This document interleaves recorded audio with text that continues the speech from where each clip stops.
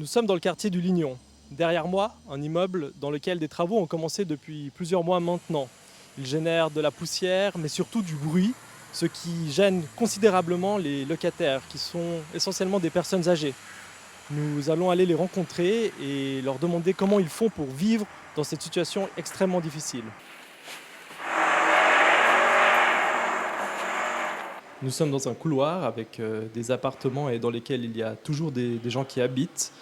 Et pourtant, vous l'entendez peut-être un peu, les travaux ont commencé. Juste derrière cette porte, il y a des ouvriers qui savent faire. Juste vous montrer le bruit, attention aux oreilles. Racontez-nous comment c'est ici. Ici, c'est l'enfer. Parce que toute la journée, on a le bruit. Oui.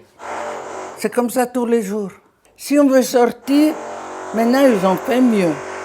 Ils ont mis une porte tout près et ils ont fermé à clé.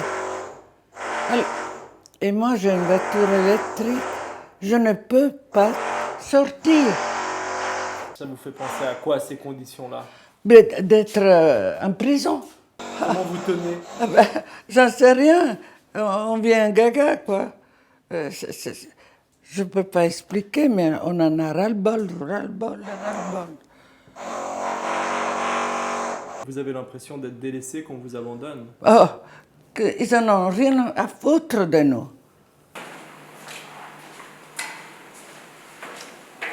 Alors racontez-nous depuis combien de temps ça dure? Je ne me souviens plus exactement, mais on a commencé les travaux. Donc cet été, c'était infernal, mais comme il faisait beau, on avait l'occasion de sortir, d'aller soit en ville, soit s'asseoir dans le jardin en bas.